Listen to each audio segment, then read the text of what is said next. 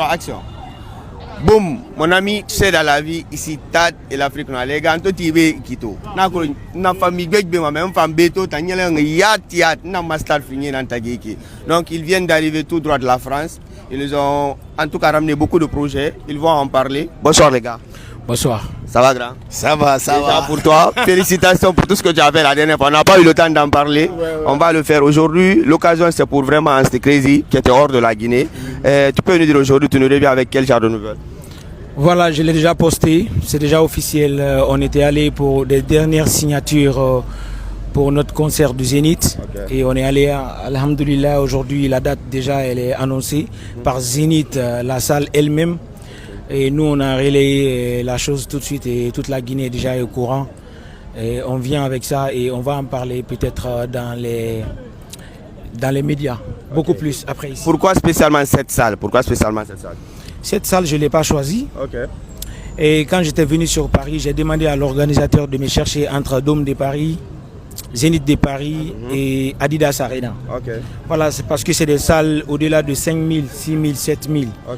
Parce que quand tu vois aujourd'hui les artistes guinéens, peut-être, voilà, il faut le dire, quand on vient le plus souvent en Europe, c'est pour jouer en général, c'est pour jouer dans des salles non conventionnelles, il faut le dire comme ça, des salles un peu communautaires.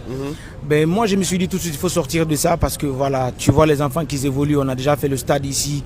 Tu peux pas finir le stade ici à Conakry et aller faire une petite salle de 500 personnes quelque part où les gens sont assis, sont en train de dîner et que c'est toi seul qui chante sans que ce soit mouvementé. Du moment où tu fais des millions de vues ici, tu fais le stade ici, tu fais l'esplanade du palais.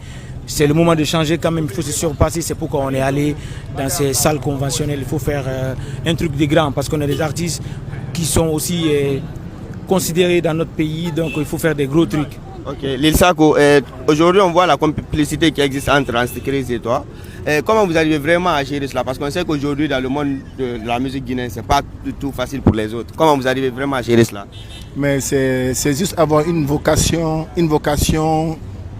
très high. Parce que c'est très important de voir loin. Chaque fois, moi, j'arrête pas de dire la vocation de Lil Sako, c'est de promouvoir la culture guinéenne sur le plan international. Donc tous les artistes qui bossent, qui tapent pour l'international, pour amener la culture guinéenne ailleurs, je suis de cœur avec eux. Donc de plus forte raison que mon frère. Parce que Anstey, c'est pas un ami à moi, tu vois, c'est plus qu'un frère à moi. Donc après ça, là, c'est mon concert à moi, c'est mon Zénith à moi. C'est pourquoi j'étais aux États-Unis, je suis venu à Paris pour qu'on finalise les derniers trucs. Eux, on rentre en Guinée pour continuer. Parce que là, Zénith, pour nous, c'est une petite salle pour nous. Parce qu'on fait des gens, on fait des stades ici, plus de 10 000 personnes, 15 000, 20 000 personnes au stade, alors que Zénith, donc les gars, on se retrouve le 11, 9e mois 2026 du côté de la France.